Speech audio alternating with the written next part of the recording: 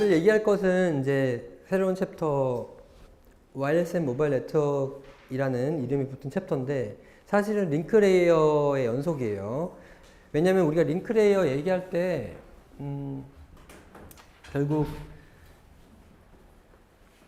첫 홉인 게이트웨이 라우터까지 어떻게 갈 것인가에 대해서 이제 얘기를 한 거였다고요. 이렇게.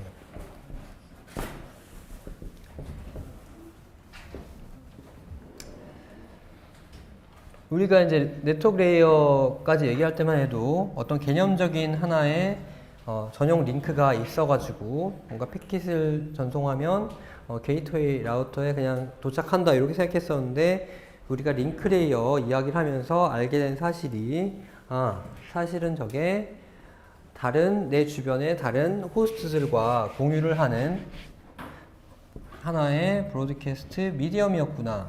그래서 이게 내가 이야기를 하면 다른 사람한테 들리고 다른 사람이 하는 이야기가 나한테 들리기 때문에 결국 충돌이 발생할 수 있구나. 그러면 이 미디엄에 어떻게 접근을 하는지에 대한 컨트롤이 중요하겠구나 해서 결국엔 미디엄 액세스 컨트롤, 맥 프로토콜이 필요하고 유선 링크인 상황에서 어떠한 방식의 맥 프로토콜이 동작을 하는지에 대해서 우리가 이야기를 한 거였어요. 그래서 유선 이서넷 같은 경우에 동작하는 맥 프로토콜이 CSMA, CD 이렇게 해서 뭐 캐리어 센서를 하고 뭐 컬리전 디텍트를 해가지고 뭐 이렇게 하는 거 다 이제 얘기했었죠. 그런데 우리가 이야기를 한 것은 이게 유선 이서넷 케이블인 상황이었고 사실은 이제 점점 기술이 발달해서 예전에 한 10년 전, 막 15년 전까지만 해도 이런 상황밖에 없었겠지만 이제는 이런 상황보다 오히려 더 많은 흔히 볼 수 있는 상황이 이게 유선이 아니라 선이 없고 다 지금 선이 없죠? 선이 없는데 인터넷 하고 있지? 이게 무선 링크인 상황, 그런 상황이 존재를 해요. 그게 바로 우리가 오늘 얘기할 와이어리스 모바일 네트워크에 나오는 무선 링크인 상황에서 어떠한 방식의 역시 맥 프로토콜이 필요할 테니까 맥 프로토콜이 사용되는지 뭐 그런 얘기를 할 거예요.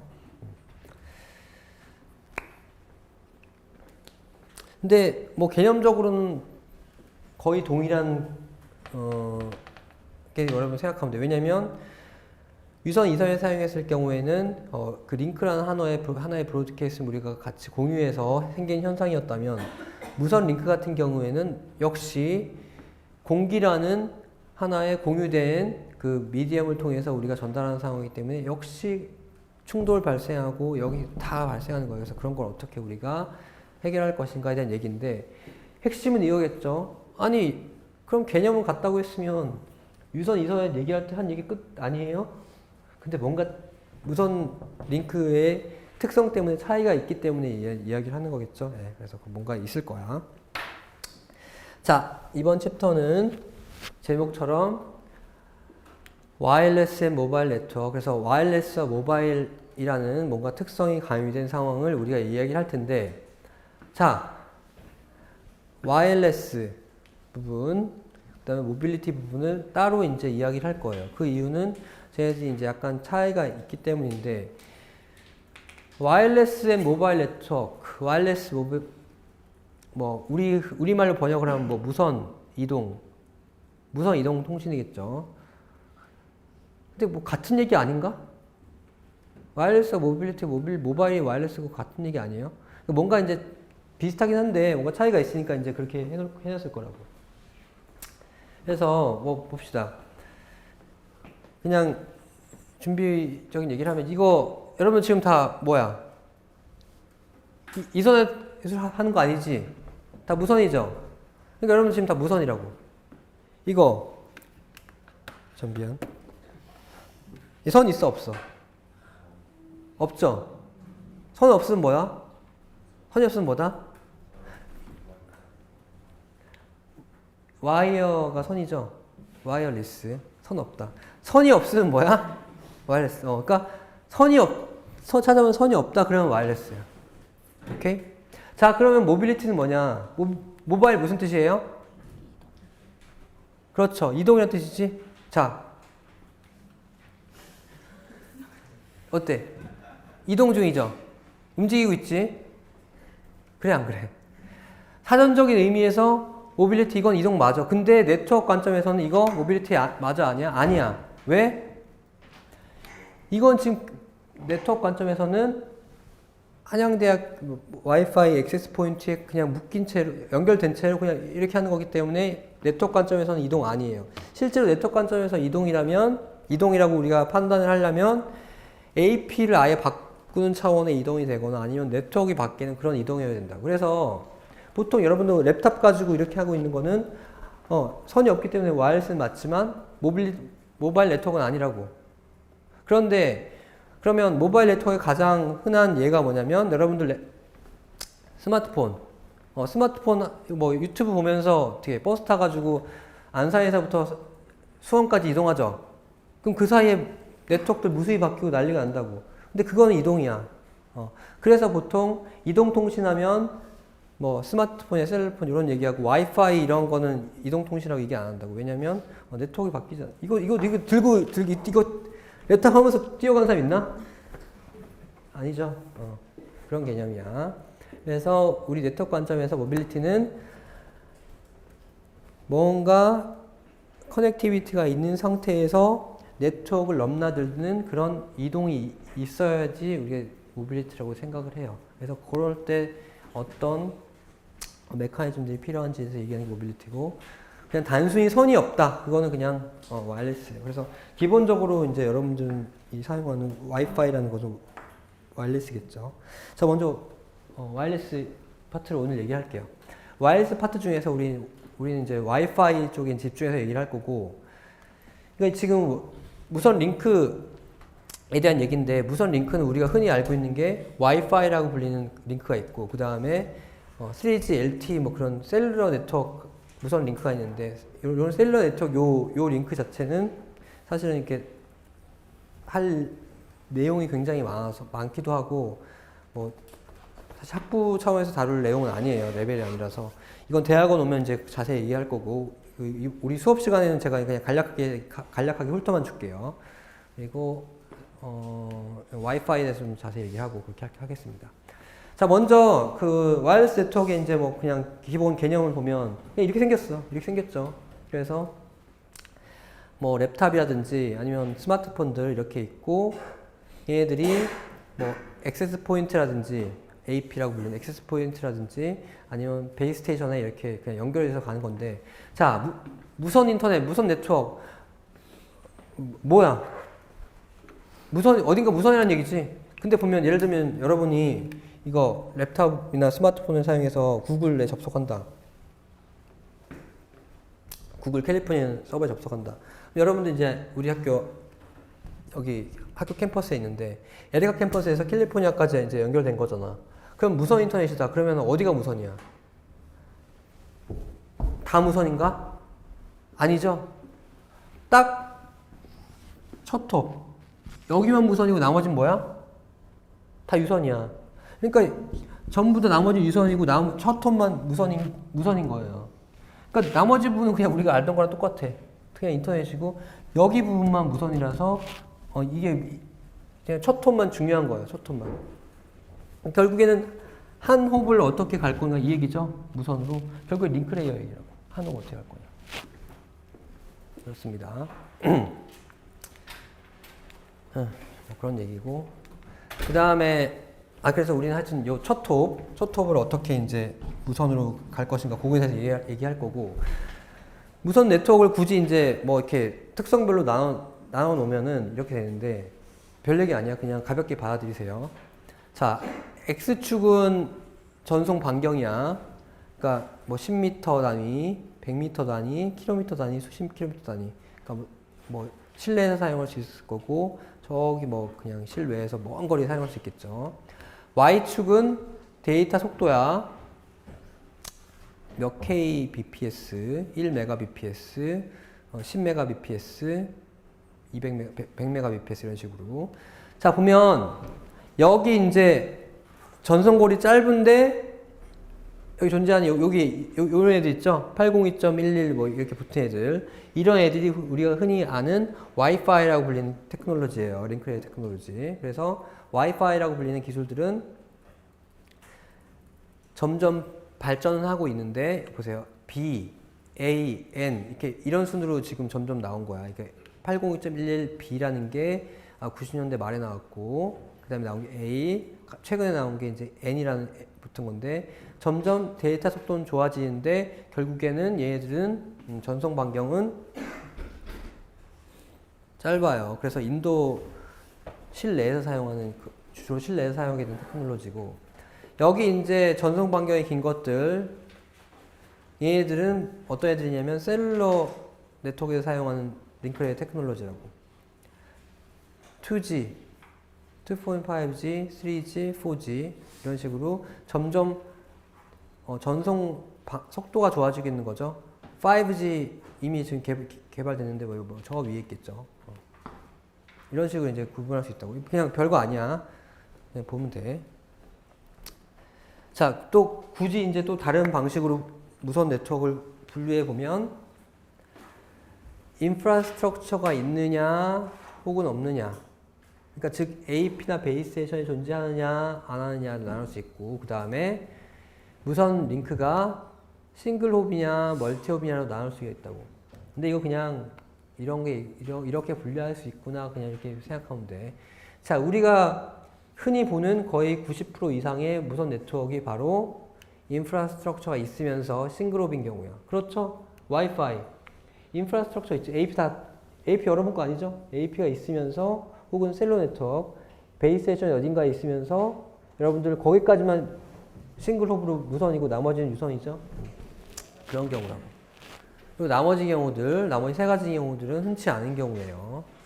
뭐 굳이 이제 뭐 설명해 주면 인프라스트럭처가 없으면서 멀티홉이다. 그런 경우 있겠어? 뭐 거의 없겠지만 예를 들면 뭐 아프리카 사막에 군사 작전이 시작됐다. 그러면은 이제 쭉 가서 비행기에서 병사를 쭉 떨어뜨릴 거 아니야. 그럼 거기 인프라스트럭처 하나도 없을 거 아니야. 그럼 지네들끼리 뭔가 통신해야죠. 그런 경우 뭐 이렇게 말도 안 되기보다는 약간 좀 흔치 않은 경우야. 근데 우리가 알고 일상에서 보는 대부분의 경우는 사실은 인프라스트럭처가 있으면서 싱글홉인 바로 이런 경우다. 와이파이라면 AP, 셀러 네트워크라면 베이스 스테이션 이렇게 하는 싱글홉. 네. 그러면 이제 이 무선 링크는 어떤 특성을 가지고 있는지 이야기를 해볼게요. 뭐 이렇게 써 있는데 글씨 나오니까 그냥 읽기 싫으니까 설명 들으세요.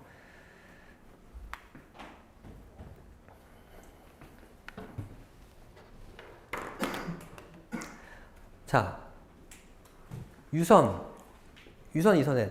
유선 이서넷에서는 그 시그널이 뭘 통해서 전달되죠? 그렇지. 케이블이 이렇게 안에 이제 케이블이 있고 케이블 외부는 이렇게 피복을 방어가 돼가지고 그 내부에서 이렇게 시그널이 지나간다고. 완전히 보호된 채로 외부의 어떤 노이즈로부터도 차단된 채로 시그널이 진행을 하는데 이 시그널이 진행하는 이 매체 자체도 굉장히 안정적이야. 그래서 유선 같은 경우에는 굳이 이제 뭐 비유적인 그래프를 그려보면 예를 들면 X축이 전송 샌더로부터의 거리다. 여기 샌더 뭐 1m, 2m 샌더로부터 거리고 Y축이 신호 세기다. 라고 치면 유선 같은 경우에는 거의 일정해요. 일정하겠지. 이렇게 보호받으면서 가니까. 그렇다고. 이렇게 되는데 유선은 저렇지만 무선 같은 경우에는 어떻게 되냐면 거리가 늘어나에 따라서 익스포넨셜하게 떨어져. 이렇게 돼요. 왜냐면 전혀 보호받지도 못하고 외부로부터 간섭도 많기 때문이야. 여러분들 흔히 그 보세요. 저기 호수 같은데 강물 같은데 가가지고 중간에 거기다가 돌 한번 던져봐. 그러면 딱 돌 떨어지는 자리는 풍덩하죠. 그리고 없어지죠. 네. 그런 개념이라고. 거리에 따라서 시그널 크기가 확 줄어들고 약해지고 그 다음에 외부로부터 간섭이 너무나 심해. 왜냐면 말 그대로 오픈된 매체잖아. 그렇죠? 네.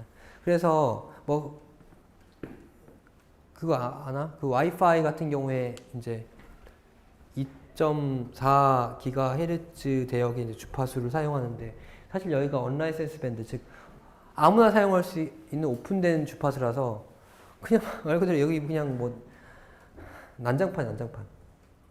그래서 전자레인지도 사실 요 주파수 대역을 사용하는데 전자레인지 근처에서 와이파이 잘 안 된다고. 그래서 사실 여러 가지 이제 힘든 일들이 많아. 그래서 생기는 문제가 뭐냐? 생기는 문제가 말 그대로 이게 벌써 문제죠. 보세요.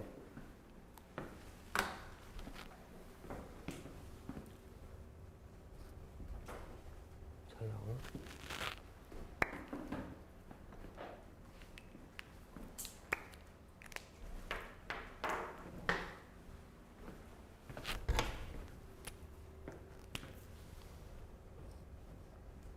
여기 무선 호스트 A, B, C가 있다. 이게 예를 들면 이선에서 같이 있는 애들이었다면 A가 한 얘기 다 전달되죠? 다 전달된다고. 근데 무선 같은 경우 봅시다. 예를 들면 이게 뭐 오늘 와이파이 전송 반경이 와이파이 전송 반경이 100m였다고 쳐봐. 100m까지 전송이 된다고 쳐봐. 그럼 예를 들면 얘네 사이 거리가 예를 들면 80m고 얘네 사이 거리 80m다. 그러면 A의 전송 반경이 A가 하는 얘기, A가 보내는 데이터 B가 들을 수 있겠어요? 있겠지. 전송 반경이 100m인데 얘네들 80m 거리에 있으니까. 그러니까 굳이 A의 전송 반경 그려보면 뭐 이렇게 될 거라고. 그러니까 요 A의 전송 반경 내에 있으면 들리는 거잖아. 그렇지? 그렇다고. 마찬가지로 C가 뭔가 B한테 보내고 싶다. 근데 100m 내에 있으니까 전송 반경 내에 있으니까 들릴 거라고. 된다고. 그런데 A가 전송하는 데이터 C한테 들려 안 들려? 안 들리죠. 그러니까 이게 굳이 그림을 그려보면 이렇게 했는데 A가 보낸 데이터의 시그널 크기가 거리에 따라서 이게 쭉 들어온다. 그럼 C에서는 거의 안 들리죠. 마찬가지로 C가 하는 얘기 A에서는 거의 안 들린다고. 그러면 우리 이선에서 사용했던 맥 프로토콜이 CSMAC인가 그랬잖아. 캐리어 센스 뭐 그런 거 했잖아. 예를 들면 A가 B한테 뭔가 데이터를 보내고 있어. 그런 상황에서 얘가 캐리어 센스를 했다. 그럼 들려 안 들려? 안 들리죠. 그러니까 뭔가 지금 유선에서 사용했던 그 맥 프로토콜을 그대로 사용에 문제가 있다고. 안 들리잖아. C의 입장에서는 A가 안 들려. A가 안 보이죠. 그래서 이런 문제를 히든 터미널 여기 써있죠. 히든 터미널 프로블럼이라고 불러. 이게 왜 프로블럼이냐면 A가 전송하는 데이터, A가 지금 전송하고 있는지 안 하는지를 C가 알아야지 방해를 안 할 거냐, 최소한.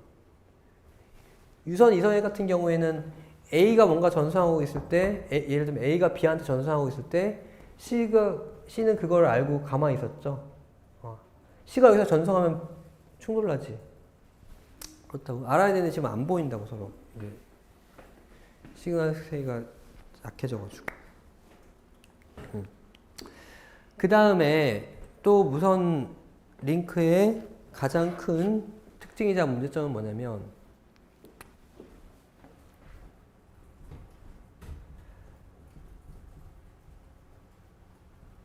컬리전 디텍션이 불가능해요. 무슨 얘기냐?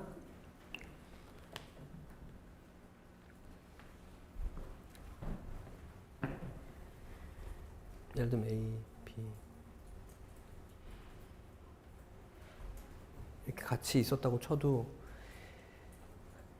예를 들면 A가 어떤 데이터 프레임을 전송하기 시작했다. A가 뭔가 이야기를 하기 시작했다. 그러면 주변에 B가 자기의 전송 반경 내에 있었어도 B가 하는 얘기가 A한테는 안 들린다는 얘기야. 뭔 얘기냐면 A가 내가 무언가를 얘기하기 시작하면 내 소리는 엄청나게 크고 주변에서 하는 얘기는 엄청 작게 들려요. 왜냐면 이 전송 거리에 따라서 신호세가 엄청나게 줄어들기 때문이야. 그러니까 내가 하는 얘기는 내가 하는 얘기니까 가깝죠. 그러니까 엄청 크게 들리고 다른 사람이 주변에서 하는 얘기는 내 목소리에 비해서는 워낙 작게 들리는 거야. 왜냐면 어쨌든 거리 차이가 있으니까 그게 오면서 시그널세가 확 죽을 거 아니야. 그러니까 이런 거랑 비슷한 거야. 여러분들 차 타고 갈 때 차에서 음악 딱 크게 틀고 가면은 옆에서 주변에 그 다른 차에서 하는 소리 안 들리죠? 이어폰 꽂아봐. 이어폰 꽂고 가봐. 그러면 옆에서 뭐라 하는지 하나도 안 들리지. 그런 거야. 내 목소리가 크면은 옆에 사람이 뭐라 하는지 안 들려. 그 대신 이어폰 빼고 내가 딱 조용히 하면 옆에 사람 소리가 들리죠. 그런 거랑 똑같은 이치예요. 그래서 무선 같은 경우에는 내가 만약에 뭔가 전송한다. 그럼 내 목소리 자체가 워낙 커서 주변 애들이 하는 소리가 안 들려. 노이즈 처리가 돼. 그래서 컬리전 디텍션이 안 됩니다.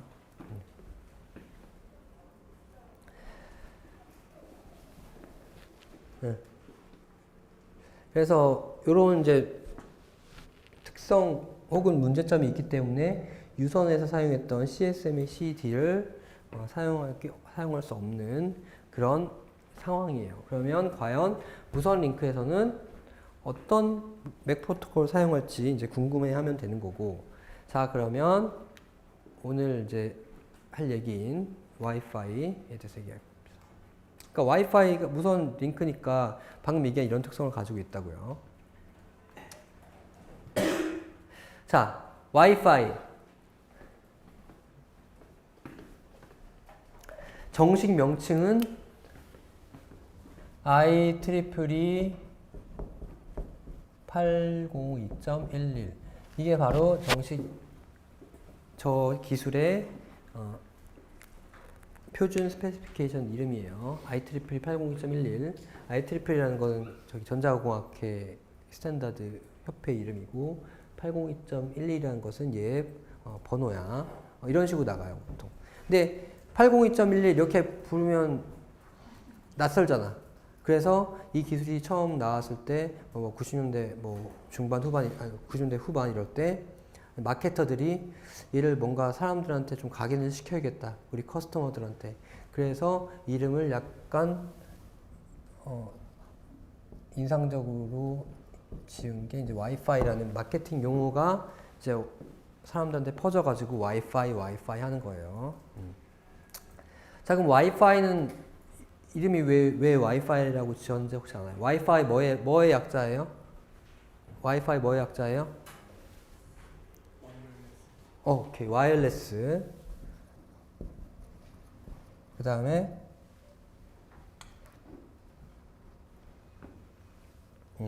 예, 그렇죠. 와이어리스 피델리티의 약자야. 자, 뭔 소리냐? 왜 와이어리스 피델리티라고 했냐면 원래 오리지널은 원래 근원이 어디냐면 혹시 여러분들 하이파이라고 아시나요? 하이파이 들어본 사람? 허재. 하이파이 뭐죠? 그래. 사실 이게 어떻게 보면 세대 차이인데 저 세대만 해도, 그러니까 저랑 사실 여러분이랑 나이 차이가 얼마 안 나지만 얼마 안 나잖아. 씁쓸하네. 저 세대만 해도 하이파이가 더 유명해, 와이파이보다. 그러니까 와이파이 처음 나왔을 때 뭐야 이거 하이파이 짝퉁이야, 왜 이름을 왜 하이파이처럼 지었어 이랬다고. 자, 하이파이가 뭐였냐면 허재가 지금 살짝 얘기했는데 그 음원이랑 관계된 얘기인데 그 예전에는 사실은 그 음악을 어떻게 들었냐면 전축이라는 거 해가지고 막 큰 거 가져와가지고 거기에 턴테이블에다가 LP 레코드판을 들었어요. LP 레코드판을 틀으면 소리가 뭐 이렇게 한 거야? 아니 소리가 치치 난다고. 그러니까 어때? 오리지널 그 예를 들면 가수의 그 음악 소리에 비해서 안 똑같죠. 그래서 오디오 업계에서 계속 노력한 게 뭐냐면 그 오리지널 음원에 가깝게 내보자 하는 게 그게 수건이었어. 그래서 나온 게 테이프, 카세트 테이프, 그 이후에 뭐 CD, 뭐 이런 식으로 점점 어떤 식으로 지나간 거냐면 오리지널 원음에 가깝게 한 거야. 그 오디오 업계에서. 그런 기술을 바로 하이파이 기술이라고 불렀어. 왜 하이파이냐면 피델리티가 그 각각 그 본질에 가깝게 충실하게 해야 한다는 그런 의미거든요. 그래서 원음에 가장 아주 충실하게 원음에 가깝게 가보자 해서 이름이 하이파이 오디오 그랬다고. 그래서 우리 때 보면은 누구의 집 하이파이 오디오 했다 그러면 하이파이 오디오 이랬어. 그런데 뭐 2000년대 초반에 이제 마케터들이 이거 어떻게 하면 좀 뭔가 탁 확실하게 이름을 지을까 하다가 그래 하이파이 사람들이 많이 하니까 와일드 피델리티 와이파이로 가보자 해서 와이파이 이름이 딱 나온 거야. 왜 이름이 와이파이냐? 이 원음에 충실하기 위해서 하이파이죠. 와이파이 뭐야? 뭐에 충실하기 위한 거야? 무선에 충실하기 위해서? 아니 우리는 무선이지만 유선 링크에 가까울 정도로 우린 충실해 보겠다 이거야. 와일 무선인데 그러니까 얘는 원음에 가깝게 충실한 건 얘는 무선 링크의 특성에 가깝게 우리가 한번 해보자 그래서 와이파이라고 이제 한 건데 점점 사실 이대로 가고 있는 거야. 유선 링크의 특성에 가깝게 가고 있죠. 데이터 레이트도 그렇고. 제일 처음에 나온 게 802.11b, A, G, 가장 최근에 나온 게 N. 바뀐 게 점점 개선되는 게 뭐냐면 데이터 레이트야, 데이터 레이트. 결국 데이터 레이트가 유선이랑 가깝게 오고 있죠. 그러니까 와이파이 즉 거기에 이제 이름에 맞춰서 충실해 가고 있다고 보면 돼. 하여튼 와이파이가 이런 유래가 있는 거고. 그래서 요즘에는 뭐 이제 하이파이보다 이제 와이파이 다 알죠. 이제 이건 잊혀졌고. 자, 뭐 이런 건 쓸데없는 얘기였고. 어쨌든 요 802.11이라는 와이파이 테크놀로지가 점점 버전이 높아지면서 데이터 레이트가 올라오고 있고 지금 이제 몇백 메가 bps까지 비트 퍼 세컨드까지 나오고 있고 이렇게 이제 계속 데이터 레이트가 올라오는 그 원동력은 뭔가 이제 내부적인 그 피지컬 레이어 기술이 이제 계속 개선이 돼서 그런 건데 이 피지컬 레이어 얘기는 이제 우리 수업 시간에 할 건 아니고 그냥 상식적으로만 알아두면 11N 같은 경우에는 안테나를 내부에 여러 개 둬서 동시에 패러렐한 전송을 이제 할 수 있게 해서 데이터 레이트가 높아진 거예요. 이런 건 그냥 뭐 그러려니 하고 넘어가고. 자, 봅시다. 그러면 와이파이 802.11 11의 이제 구성은 뭐 이렇게 다 아는 거라고. 액세스 포인트가 있고 주변 애들이 이제 얘한테 연결해서 그 뒤에는 스위치가 연결돼 이렇게 간다니까. 자, AP 어딘가 AP가 숨겨져 있겠지. AP가 있고 걔는 유선이 꽂혀 있어. 이건 뭐야? 무슨 케이블이야? 이 무슨 케이블이에요? 유선인데 뭐? 이선에 이선의 케이블 꽂혀가지고 그 뒤에 뭐가 있는 거야? 지난 시간에 얘기했던 스위치가 있어가지고 스위치끼리 막 또 연결돼가지고 제일 뒤에 끝판왕으로 라우터가 있다. 이런 방식이에요. 그리고 요 이제 하나의 AP가 우리 보통 이제 베이직 서비스 셋 그래서 BSS라고 불러서 이렇게 BSS라고 구성을 해요. 그럼 여러분들이 다 지금 와이파이 연결됐잖아. 그렇죠? 제일 처음에 랩탑을 열었을 때 뭔가 딱 주변에 있는 BSS에 연결될 거 아니에요. 그렇죠? 어떤 방식으로 연결을 하느냐. 그러니까 주변에 AP들이 많을 텐데 어떤 AP를 선택해서 어떻게 연결하느냐 보면 사실은 이렇게 주변의 AP들이 모든 AP들은 주기적으로 자기 자신의 정보를 브로드캐스트를 해요. 이게 이제 비컨이라는 프레임이라고 부르는데, 비컨 프레임에다가 자기 자신 AP의 정보를 담아서 주기적으로 브로드캐스트를 해. 여기서 주기적이라는 얘기는 초당 10번 이 정도야. 초당 10번 혹은 초당 100, 60번 이런 식으로 주기적으로 자기 정보를 브로드캐스트 하면 호스트들이 그 정보를 가지고 판단을 하는 거죠. 보세요. 지금 허재 주변에 AP 누구누구 있어요?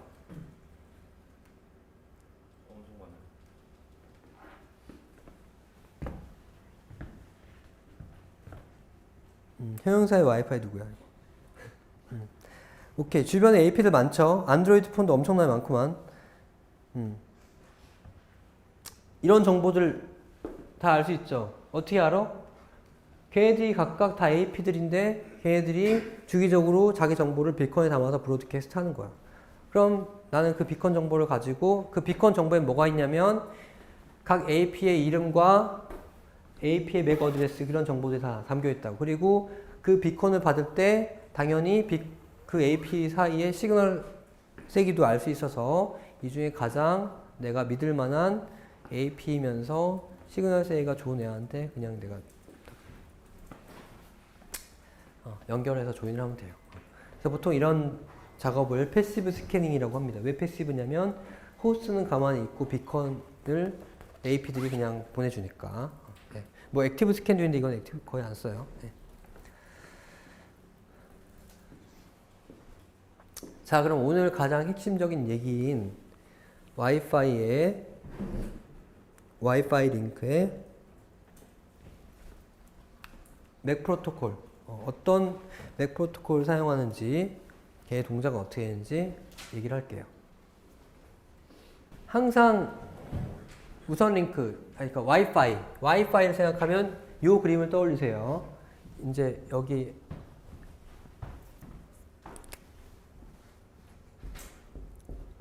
AP가 있는 거고, 이제 모든 사람들이 AP랑 통신을 하길 원하겠지. 그러니까 다 결국 AP랑 데이터 프레임을 주고받는 거잖아. 그렇죠? 이렇다고. 이런 상황에서 이제 딱 그림을 보면 우선 그냥 기존에 우리가 알고 있던 유선 이더넷 링크에 CSMA, CD를 사용할 수 있을 것인가? 여기서 보면 보세요. CSMA, CD를 사용한다고 치면 우선 벌써 문제가, 예를 들면 이게 지금 전송 반경이죠. A가 하는 얘기 C가 못 듣지. 그럼 벌써 A가 데이터 프레임을 보내고 있는 상황이라면 C가 거기다 캐리어 센스를 하면 조용하죠. 그럼 C는 데이터 보낼 수 있겠죠. 그럼 보내면 어떻게 돼? 충돌 나지. 근데 여기서 충돌 감지해 못해. 충돌 감지 못하니까 난 데이터 잘 갔구나 하고 그냥 끝낼 거 아니야. 그럼 결국 데이터는 안 가는 거지. 안 된다고. 그리고 아까 얘기했지만 무선 링크에서는 충돌 감지도 못해요. 그러니까 충돌은 발생하는데, 보세요. 무선 와이파이에서 충돌은 발생하는데 충돌 감지가 안 되죠. 그럼 방법 있나? 없지. 그럼 어쩔 수 없이 어떻게 해야 돼? 자, 다시 정리해 볼게. 유선 이더넷. 유선 이더넷에서 가장 핵심은 뭐냐면 충돌이 났다. 그럼 뭐야? 유선 이더넷에서 충돌이 났다. 그럼 뭐야? 데이터 안 간 거지. 그럼 나 재전송하죠. 언제까지? 언제까지? 충돌 안 날 때까지. 충돌 안 날 때까지 계속 재전송하는 거야. 오케이? 그게 유선 이더넷이야. CSMA, CD. 충돌 안 날 때까지 난 계속 보낸다. 그럼 뭐야? 충돌이 안 났다는 얘기는 뭐야? 제대로 갔다는 얘기지? 그래서 중요한 얘기야. 유선 이선에서는 링크 레이어에서 에크가 있어 없어? 없잖아. 링크 레이어 에크가 있을 필요가 없어. 왜? 내가 충돌 감지를 할 수 있기 때문에 충돌만 안 났으면 무조건 간 거니까. 그런데 와이파이다. 여기선 충돌 감지가 안 돼. 그런데 충돌은 발생 가능해. 충돌은 발생 가능한데 내가 충돌 감지가 안 되면 내가 이게 프레임이 제대로 가는지 안 가는지 판단이 안 되죠. 그러니까 내 스스로는 판단이 안 돼. 그럼 어떻게 해야 돼? 어쩔 수 없어. 제대로 갔는지 안 가는지 상대방이 나한테 알려줘야 돼. 그래서 와이파이 같은 경우에, 그러니까 무선 링크 같은 경우에는 유선에 없었던 에크가 필요한 거예요. 그런데 여러분 혼동하지 마세요.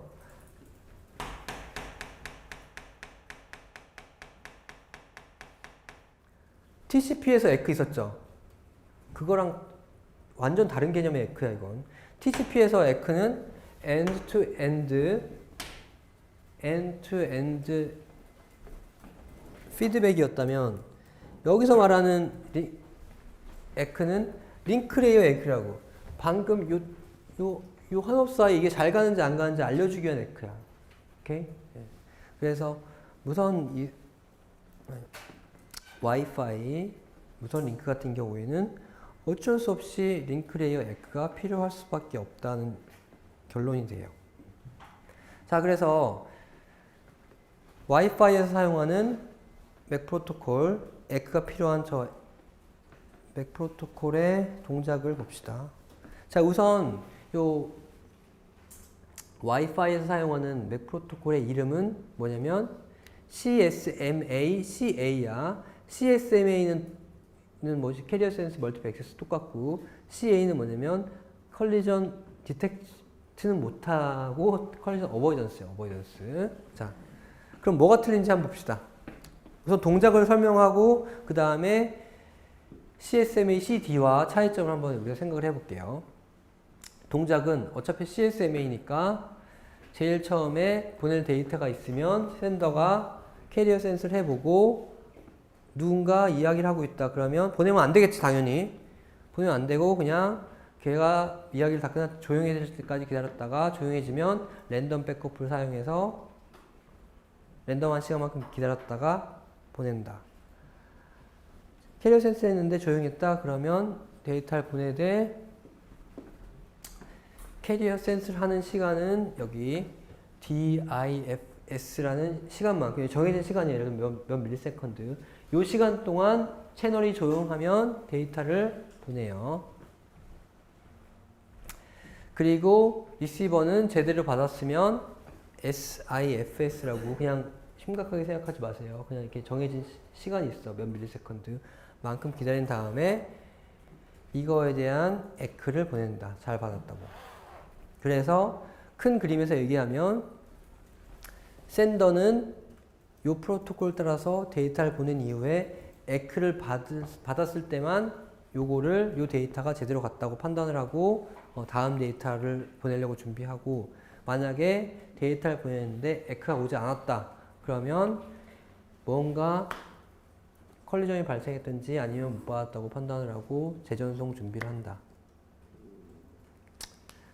여기서 캐리어 센스를 해봤는데 누군가 이야기하고 있었다. 그러면 나는 못 보내죠. 못 보내고 언제까지 기다려? 우선 조용해질 때까지 기다린 다음에 조용해진 다음에 바로 보내는 게 아니라 랜덤한 시간만큼 기다렸다 보낸다. 그 이유는 왜 그래? 여러 사람이 있을 수 있으니까. 자, 기본적인 동작은 이래요. 기본적인 동작은 이래. 그러니까 여러분들이 예를 들면 복습할 때 오케이 기다렸다가 데이터 보내고 에크 끝. 이렇게 하면 공부 제대로 안 하는 거야. 아, 이게 CSMA, CA 동작인데 CSMA, CD랑 어떤 차이점이 있고 이게 이런 상황에서 어떤 일들이 벌어질 것인가를 깊이 생각해야 돼. 그걸 한번 같이 해볼게요. 자, 우선 보세요. 단순히 그냥 이것만 딱 달라고 외우면은 그런 식으로 공부하는 거 아니라고. 자, 보세요. 자, 데이터 전송해서 그거에 에크가 오는 거지. 기본적으로 그거야. 그래서 큰 그림에서는 샌더는 무조건 에크가 올 때까지 재전송하는 건데 우리가 유선 이선에서 했던 CSMA, CD와 동작 차이를 생각해 보면 자, CSMA, CD에서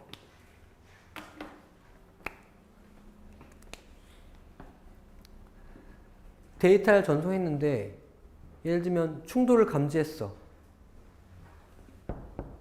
유선에서 데이터를 보내는 데이터 프레임을 보내는데 충돌을 감지했어. 그럼 어떻게 했죠, 우리가? 충돌을 딱 감지했다. 그러면 그때 바로 취해야 될 액션이 뭐야? 데이터를 내가 프레임을 보내기 시작했는데 충돌을 감지했어. 그럼 딱 그때 취해야 될 행동이 뭐예요? 그렇지. 멈추죠? 멈추고 어떻게 해?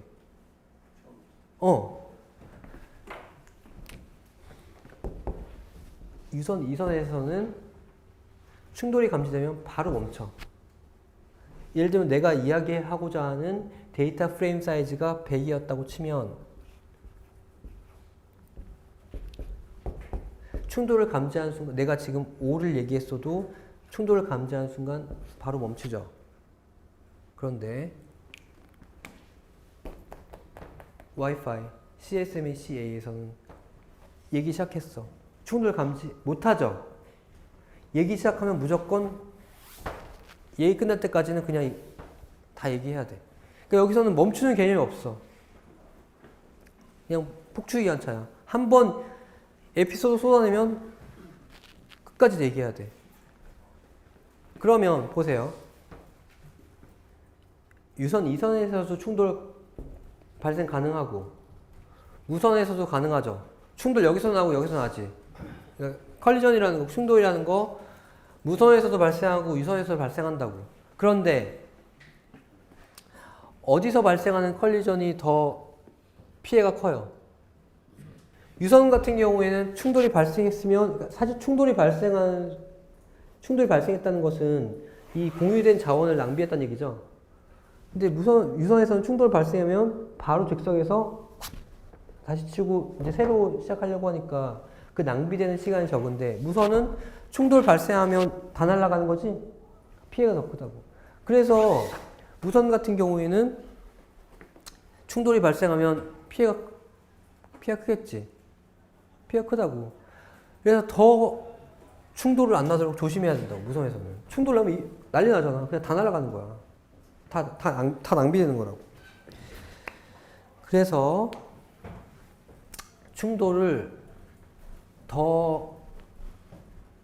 대한 피해가 더 크기 때문에 충돌을 더 조심해야 될 필요성이 있어. 그러면 이 CSMA CA 이 프로토콜만 봤을 때 충돌을 피하려고 하는 노력이 있어, 없어? 없지.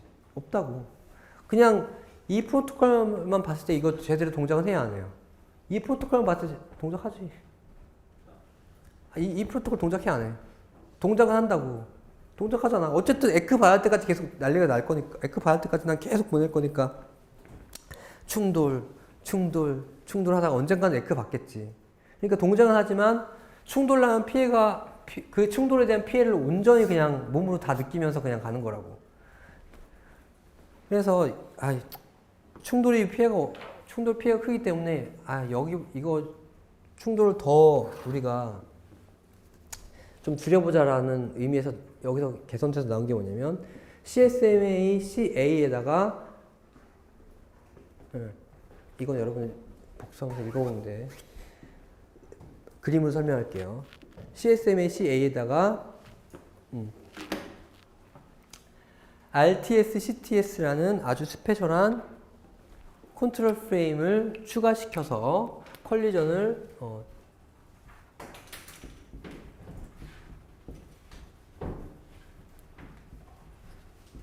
줄여요. RTS, CTS. RTS라는 것은 Ready to Send. 데이터를 전송하고자 하는 사람이 실제 데이터를 보내기 전에 나 데이터 보낼 게 있다고 주변 사람한테 알려주는 아주 스페셜한 컨트롤 프레임이에요. RTS. 그 다음에 CTS는 알았어. 너 그럼 나한테 데이터 보내라고 허락해주는 클리어 투 샌드라는 이제 뭐 스페셜한 컨트롤 프레임인데 뭐 지금 갑자기 이제 RTS 테스트에 나와서 뭔 얘기나 싶을 텐데 그림 보면 이해될 거예요.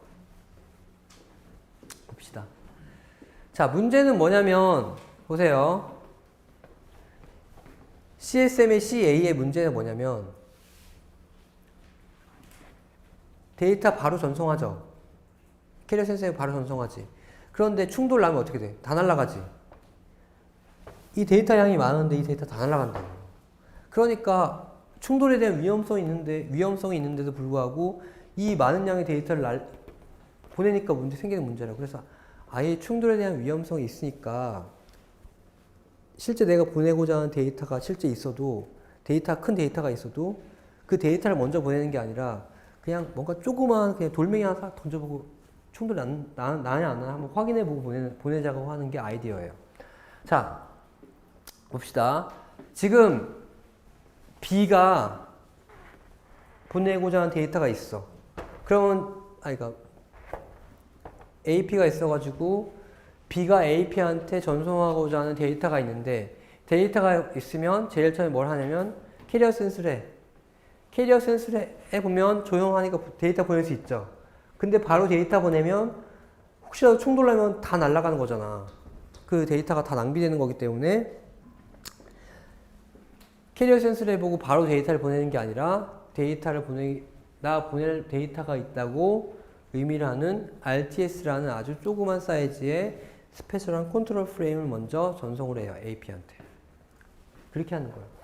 그러면 그 RTS라는 아주 자그마한 크기의 스페셜한 컨트롤 프레임을 전송하기 위해서 역시 캐리어 센스를 해보고 조용하면 보낸다고. 그런데 마침 어디엔가 있던 A라는 애도 보낼 데이터가 있어서 나 데이터 보낼 게 있다라는 RTS라는 컨트롤 프레임을 AP한테 전송을 했어. 그러면 저게 둘이 동시에 보내면 충돌 나겠죠? 충돌 나면 AP가 저거 해독 불가지? AP한테는 저게 노이즈로 들리죠? 쓰리게 들리지? 그럼 AP는 뭔 소리인지 모르니까 그냥 가만히 있는다고. 원래대로라면 RTS에 대한 응답으로 AP는 CTS를 보내줘야 돼. 근데 지금 이게 충돌이 났기 때문에 CTS가 안 가죠? 그런데 지금 여기 이 RTS 충돌이 났는데 이 RTS 충돌은 그렇게 피해가 크진 않다고. 왜? 작은 사이즈야. 이해돼요? 그럼 A도 그렇고 B도 그렇고 지금 CTS가 왔어야 되는데 안 왔죠? 그럼 어떻게 이해하냐면 충돌 났구나. 그럼 둘 다 랜덤 백업으로 해서 랜덤한 시간만큼 기다렸다가 다시 뭘 보내? RTS를 보내. 근데 뭐 예를 들면 이 예에서는 A가 더 짧게 랜덤하게 기다린다고 칩시다. 그럼 A는 RTS를 AP한테 다시 보내고 AP는 그 RTS를 제대로 이번엔 받아서 오케이 A야 너 데이터 보내라고 클리어 투 샌드 메시지를 A한테 보내줘. 자, 여기서 중요한 건 뭐냐면 요 RTS 메시지가 AP한테 보내는 건 하긴 했는데 실제로 이거는 이렇게 퍼져나가는 거지. 그러니까 A 주변 애들도 다 역시 저 RTS를 듣는다고. AP 포함해서. 오케이? 그런데 이 RTS에는 어떤 메타데이터 정보가 들어있냐면 나 앞으로 얼마만큼의 크기의 데이터를 얼마 시간 동안 보낼 거다라는 정보가 들어있어요.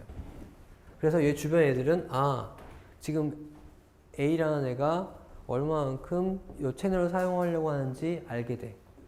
그리고 이걸 받은 AP는 오케이 AP 너 사용해라 클리어 샌드 메시지 보내는데 이 CTS 메시지 역시 실제로 매체상으로는 브로드캐스트 되죠. 보세요. AP 통신 반경에 있는 애들도 미안.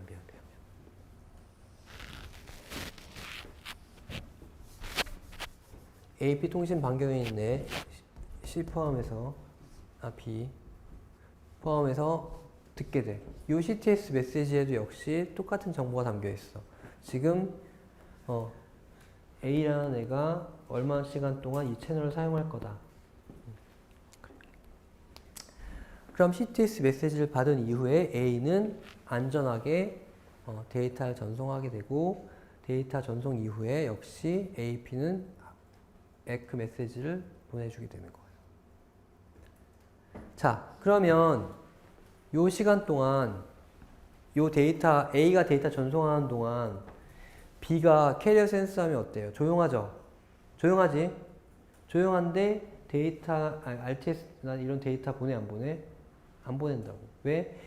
B는 이제 알고 있는 거지. CTS를 받음으로 해서 아 이제 앞으로 얼마 시간 동안 다른 애가 AP한테 보낼 거니까 내가 뭔가 보내면 충돌나겠구나. 그럼 나는 이 시간 동안 안 보내는 거라고. 심지어 이 시간 동안 이제 잠들어도 돼. 파워 매니지먼트를 위해서. 그러니까 인터페이스 좀 꺼놔도 된다고. 자, 이게 바로 와이파이에서 사용하는 CSMA CA에다가 RTS, CTS 컨트롤 메시지를 추가시켜서 컬리전을 더 줄여본 동작이에요. 자, 이게 이제 와이파이 사용하는 맥 프로토콜의 완성형이고, 질문. 예, 좋아요. 질문 주세요. 안상열 학생이 한 질문이 뭐냐면, 여기 이제 RTS에 대한 CTS 응답 둘 다 못 받았으니까, 얘 둘 다 이제 랜덤 백업 들어가잖아. 그래서 A가 먼저 깨가지고 랜덤 백업 했는데, 예를 들면 얘는 10초 뒤에 깨놨고, 얘는 11초, 막 10.1초 뒤에 깨놨다고 쳐봐. 그러면은 A가 먼저 RTS를 보냈는데, 그 바로 뒤에 이제 B도 보낼 거 아니야. 그렇지. 근데 A가 보낸 RTS는 B가 못 듣죠. 그러니까 B도 이제 RTS 뭐 보내겠지. 그러면 AP는 어떻게 돼? AP는 A도 받고 B도 받나?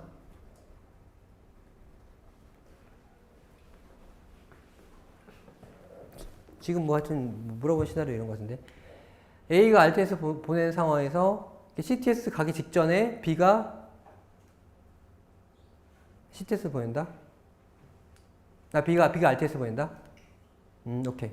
그러면 사실 이제 여러 가지 가능성을 생각해 볼 수 있는데, 그건 질문이 이거 같아요.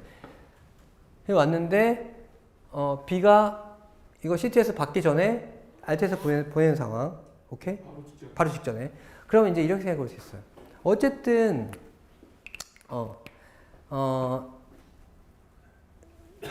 요 사이에 잠깐 틈이 있어가지고, B가 보낸 RTS가 AP한테 갔어. 오케이? 그러면 AP는 어차피 지금 여기 A한테만 이제 CTS 허락했기 때문에 B한테 CTS 안 보낼 거라고. 그러면 B는 CTS 못 받고 있다가 A의 CTS를 받으면 조용히 잠잠히 있겠죠. 그러니까 그거는 이제 문제가 안 돼. 그런 시나리오라면. 그런데 좀 더 이제 복잡해지고 이제 엉망이 된 시나리오는 뭐냐면, 이건 잘 갔어. 이건 잘 가는데 이게 오는 상황에서 B가 RTS를 보냈다고 쳐봐. 오케이? 그러니까 여기 CTS랑 여기 RTS랑 이제 이렇게 된 거야. 그런 상황은 좀 복잡하겠죠. 그러니까 AP가 CTS를 보낼 때 동시에 B가 RTS를 보낼 수 있겠지. 그런 시나리오 가능하죠. 오케이? 그렇게 되면 어떻게 될까? AP가 CTS를 보냈는데 B가 그 동시에 RTS를 딱 보냈어. 그럼 어떻게 돼요?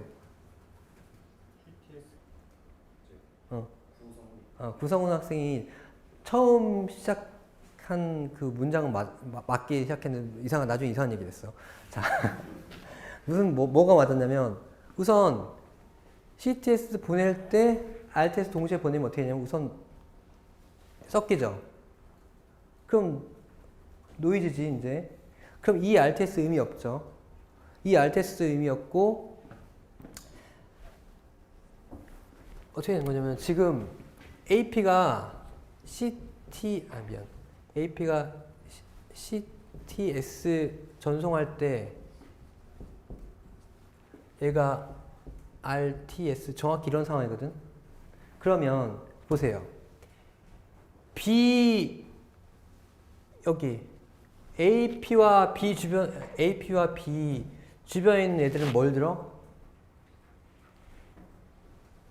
AP가 CTS 보낼 때 B가 RTS 보냈다. 그럼 이 주변에 있는 애들은 뭘 듣게 돼? 뭘 듣게 돼요? 노이즈. 그러니까 이 주변에 있는 애들은 아무것도 못 듣는다고. CTS도 못 듣고 RTS 못 듣고 그냥 쓰레기가 잠깐 온 거야 나한테. 그러니까 이 주변에 있는 애들은 이제 CTS 못 들었어. RTS 못 듣고. 그런데 이 주변에 있는 애들은 어떻게 돼? 이 주변에는 어떻게 돼요?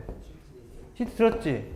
그러면 이 A를 포함해서 이 주변에 있는 애들은 CTS 들었지? 그러면 A 데이터 전송 가능해? A 데이터 전송 가능하죠. 데이터 전송 시작하겠지. 그리고 A 주변에 있는 이 A 주변과 여기 AP 주변의 애들은 어떻게 해? 조용해 안 조용해? 조용하죠? CTS 들었잖아. 얘가 보낸 RTS와 CTS 들었으니까 이 주변은 조용하다고. 오케이? 이 주변은 괜찮아. 그리고 얘 데이터 전송 시작하겠지. 그런데 B를 포함해서 이 주변의 애들은 CTS 못 들었지? 그렇죠. 그러면 지금 A가 데이터 시작해서 채널 예약한 거 알아 몰라? 모르죠. 모르지. 모르는 상황에서 이제 얘들 입장에서는 이제 채널이 어때? 조용하죠. A에서 보낸 데이터 여기가 안 들리니까. 오케이? 그러면 B를 포함해서 누군가 이제 데이터 보내고 싶은 사람이 있을 거 아니야. 그럼 조용해요? 조용하지. 그럼 어떻게 해? 뭘 보내? RTS 보내지. RTS 한번 퉁 써볼 거 아니야. 얘가 데이터 보내고 있는데. 얘가 데이터 보내고 있는데 RTS 아주 조그만 거 딱 하나면 어떻게 돼? 어떻게 돼요? 컬리전. 지금 어마어마하게 큰 데이터 사이즈 이렇게 가고 있는데 아주 조그만 바늘같은 실 같은 RTS 하나 또 가면 싹 다 노이즈. 데이터 프레임 다 날아가. 그럼 어떻게 돼? 결국 여기서 RTS 누군가 딱 보내면 여기 딱 날아가죠. 컬리전 됐어. 데이터 컬리전이 됐어. 그럼 그 이후의 상황은 어떻게 되는 거야? 에크 안 가지? 오케이. 에크 안 가면 어떻게 돼? 얘 입장에서는 이제 결국 에크 안 왔으니까 얘 저전송 해야 되는 거에서 다시 전부 다 경쟁. RTS 경쟁. 이해돼요? 그래서 경쟁의 연속이야. 이 데이터 보내기 위한 채널을 차지하기 위한 경쟁의 연속이야. 여러분들 지금 인터넷 평화롭게 하고 있지만 실제로는 맥레이어에서 다 경쟁자야. 지금 경쟁자. 채널 차지하기 위한 AP 요 채널 차지하기 위한. 그래서 사람들이 몇 명 안 될 때는 사실은 맥레이어에서 보면 아주 평화로워. 근데 사람이 막 늘어나고 새로운 사람도 왔다 갔다 막 붙기 시작하면 난리 나면서 백업, 랜덤 백업, 랜덤 백업 막 하고, 랜덤 백업이랑 결국은 지연이죠. 속 터지죠, 그러니까. 사람이 많이 붙으면 속 터지니까. 그러니까 다 경쟁하는 거라고. 채널 차지역에서 경쟁이야. 무언가 중간에 누가 끼어들어가지고 데이터 전송 중에 끼어들어 탁 치면 다 날아가고, 다시 원점에서 경쟁, RTS 경쟁. CTS를 받기 위한. 근데 내가 심지어 CTS 제대로 받았는데도 불구하고 또 어떤 경우가 생기냐면, 보세요. CTS, 얘가 RTS 보내서 CTS까지 다 갔어. 딱 했어. 그래서 데이터 전송하고 있어. 그럼 안정된 상황이죠. 그런데 어떤 일이 발생할 수 있냐면, 이런 상황에서 여기에 X라는 애가 갑자기 딱 들어와. 여기서 랩터 딱 열었어. 그 순간에. 그러면 얘는 CTS 받은 적 있어? 없어? 없지. 그럼 얘는 들어보면 조용하거든. 그럼 RTS 보내. 그럼 날라가. 그럼 다시 또 경쟁. 다 경쟁이야. 이게 이제 반복되는 거예요. 그래서 이게 와이파이가 랜덤 프로토콜인 특성을 고스란히 드러내는 거예요. 무슨 얘기냐면 사람이 적으면 굉장히 효율적인데 사람이 많으면 많을수록 결국 채널 밴드위스를 제대로 사용하지 못하고 계속 이런 식으로 충돌 재전송 이게 반복되는 거예요. 자, 상식적으로만 알아둡시다. 무슨 얘기냐면 에크를 받아야지 제대로 간 거라고 판단했지. 에크를 못 받았으면 어떻게 해? 에크를 못 받았으면 어떻게 해요? 재전송. 근데 사람이 지금 많아서 굉장히 혼잡하다고 쳐봐. 에크를 못 받아 재전송했어. 그런데 또 막 이런 일도 막 계속 발생해가지고 또 에크 안 왔어. 그럼 어떻게? 재전송. 언제까지? 에크 받을 때까지. 근데 계속 반복돼. 그럼 결국에는 이게 어떻게 되냐면 와이파이 스탠다드에서 딱 정의를 해놨어. 이 재전송은 7번까지만 해라. 7번까지 해보고 안 되면 그냥 포기. 이렇게 해라. 그렇게 해놨어. 그러면 7번까지 시도한 다음에 에크가 안 왔으면 나는 그 프레임 포기하고 다음 프레임으로 넘어가는 그런 방식인데, 그러면 그 포기된 그 프레임은 결국엔 어떻게 될까? 어떻게? 응? 결국 이 링크 레이어 에크가 와야지 내가 그 프레임을 그 프레임이 전송된 거라고 판단하고 다음 프레임 전송을 하는데, 계속 시도하다 보니까 에크가 안 와가지고 내가 재전송을 7번까지 했는데 안 돼서 그 프레임 포기하고 다음 프레임으로 넘어갔어. 그럼 그 포기된 프레임은 그냥 평생 재전송이 안 되는 걸까? 아니야, 왜? 어떻게 되는 거야? 그 포기한 프레임은 돌고 돌아서 저 위에서 TCP가 다시 재전송해 주겠지. 이해돼요? TCP에서 다시 그 프레임이 다 내려올 거예요. 그 블럭이. 오케이? 네. 요거 RTS, CTS 플러스 CSMA, CA가 무선 링크의 와이파이의 맥 프로토콜이니까 여러분들 잘 이해해 주시고요. 질문 있으면 하세요. 질문 있으면. 이거 앞에서 네. 기다렸던 거 있잖아요. 그 보내기 전에. 네. 그거는 왜 들어가 있는 거예요? 어디요? SIF. 아, 이거? 이것도 한번 생각해 보세요. 이게 사실 뭐냐면, 이만큼 기다렸다가 이만큼 동안 조용하면 전송하라고 했죠. 근데 이 SIF라는 이 시간은 이게 약자가 스몰 뭐 인터프레임 뭐 스페이스인데, 예를 들면 이 길이가 10ms라면 이 길이는 5ms 정도예요.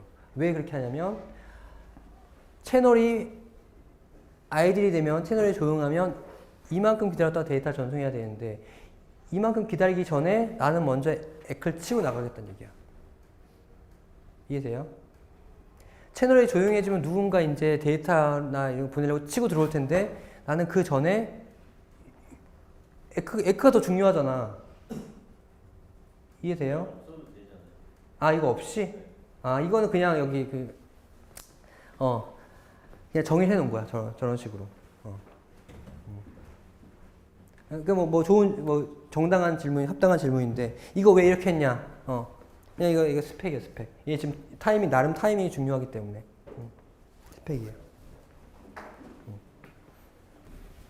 여러분 생각해 보라고 얘기해. 한번 화두를 던지고 마칠게요. 지금까지 얘기한 건 맥 프로토콜에 대한 얘기였고, 이제 얘기하는 거는 와이파이에서 사용하는 프레임의 모습이에요. 프레임. 데이터 프레임. 자, 보면 여기에 IP 패키지 들어가고 데이터 부분에 나머지 이제 헤더 필드들이 있는데, 여기 이제 필드들 위에 적힌 숫자가 바이트 크기, 그러니까 필드의 크기야. 2바이트, 2바이트, 6바이트, 6바이트, 6바이트, 2바이트, 6바이트, 뭐 2000바이트. 그러니까 데이터 부분이니까 당연히 제일 크죠. 여기가 이제 제일 크고 IP 패키지 들어갈 부분. 그다음에 이건 뭐 저기 CRC 책섬하는 부분이라고 치고. 근데 결국 제일 중요한 건 뭐냐면, 헤더 필드 중에 제일 중요한 건 뭐냐면 어드레스 필드라고. 근데 여기 어드레스 필드 몇 개예요? 어드레스 필드 몇 개예요? 4개죠? 자, 지금까지 우리가 봤던 모든 헤더들의 필드에서 어드레스 필드가 몇 개씩이었어? TCP, IP, 뭐 다 봤을 때 주소에 해당하는 필드를 몇 개야? 다. 2개죠? 소스랑 데스티네이션. 근데 여기 몇 개야? 4개라고. 벌써 이거 이상하죠? 4개나 된다고, 어드레스 필드가. 근데 다행히 어드레스 필드 4에 해당하는 이거는 여러분 무시해도 되고, 안 쓰이니까 무시해도 되고, 이 어드레스 필드 1, 2, 3는 항상 쓰인다고. 우리가 일상생활 와이파이 사용할 때.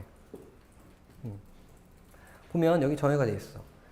요거는 어드레스 필드 1은 이 무선 와이파이 데이터 프레임을 받는 인터페이스의 맥 어드레스. 두 번째 필드는 이 무선 프레임을 전송하는 인터페이스의 맥 어드레스. 요 세 번째는 요 데이터 부분에 해당하는 거를 처리하게 될 라우터의 맥 어드레스. 뭔 소리냐? 그림을 한번 볼게요. 자, H1이라는 호스트가 인터넷에다가 지금 패킷을 보내려고 해요. 그래서 이 라우터 거쳐서 보낼 거야. AP 거쳐서 라우터 거쳐서. 그러면 저 H1이라는 무선 호스트가 와이파이 통해서 와이파이 프레임을 사용해서 패킷을 보낼 텐데 이게 801.11 와이파이의 데이터 프레임 모습인데 헤더만 나온 거, 헤더 부분만. 이 뒤에 이제 데이터가 붙었고. 어드레스 필드 첫 번째에 이 프레임을 받게 될 이 인터페이스 AP의 맥 어드레스. 두 번째 필드는 당연히 이 프레임을 전송한 H1의 어드레스. 세 번째 필드는 라우터 R1의 맥 어드레스. AP는 이 와이파이 프레임을 받아가지고 이러한 이더넷 프레임을 바꿔서 일로 보내줘요. 자, 이거 중요해요. 그러니까 중요하기도 하고 여러분 잘 이해 안 될 거야. AP. 얘 참 특이한 애예요. 왜? AP죠. 이 부분 뭐야? AP인데 이 부분은 뭐예요? 무선. 이 부분은 그러니까 인어 같은 애야. 이쪽은 물고기, 이쪽은 사람이야. 자, 보세요. 여기 무선이고 유선이죠. 인터페이스 두 개인데 그럼 이쪽은 무슨 프로토콜? 무슨 맥 프로토콜? CSMA-CA. 이쪽은 CSMA-CD. 여기는 이선의 케이블이고 여기는 와이파이 무선이고 그럼 여기서 얘들이랑 왔다 갔다 하는 거는 와이파이 프레임이야. 아까 봤던. 여기서 왔다 갔다 하는 거는 예전에 봤던 이선의 프레임. 그래요. 그리고 얘는 기본적으로 링크 레이어 디바이스야. 무슨 얘기냐면 링크 레이어 디바이스라는 얘기는 네트워크 레이어 자체가 없다는 얘기야. IP 관련된 거 처리할 수 없어요. 얘는. 자세한 뭐 궁금한 질문은 이제 내일이 아니라 뭐 언제든지 해요. 이제 제가 오늘 여기까지 얘기하는 건 뭐냐면 보세요. 지금 여기서 일로 가는 이 프레임에 이거 무선 와이파이 프레임이죠. 여기 주소 3개 담아서 가고 여기서는 이제 뭐가 쫙 끄집어 내가 2개 가는데 그냥 아예 여기서 갈 때 H1이 AP한테 보낼 때 그냥 어드레스 필드 2개만 사용해 가지고 하나는 뭐 H1 자기가 소스 데스티네이션 뭐 얘 그러니까 소스가 자기 자신이고 데스티네이션이면 예를 들어 뭐 라우터라든지 그렇게 보내면 안 될 건지 뭐 왜 굳이 이게 어드레스 필드가 3개여야 되며 2개면 안 될까? 꼭 이게 맞는 걸까? 왜 이렇게 되는 걸까? 뭐 왜 여기 어드레스 필드는 3개고 여기는 왜 2개고? 이렇게 되는 거에서 여러분들이 생각을 한번 해보세요. 어차피 이런 자세한 설명은 이제 내일 아침에 하겠지만 여러분들이 오늘 가서 복습하면서 왜 꼭 이렇게 돼야 될까? 무슨 이유 때문에 이럴까? 그리고 집에서 사용하는, 그러니까 아마 또 이게 생각하다 보면 이런 생각하는 사람이 있을 거야. 집에서 사용하는 그 공유기도 이건 것 같은데 그거랑 똑같은 건가? 집에서 사용하는 공유기는 과연 이게 어떻게 될까? 자세히 한번 생각해 보시고 내일 질문을 하고 그거에 대해서 이제 같이 얘기해보도록 합시다. 네, 질문 있나요? 네, 점심 맛있게 먹기 바랍니다. 네, 수고했어요.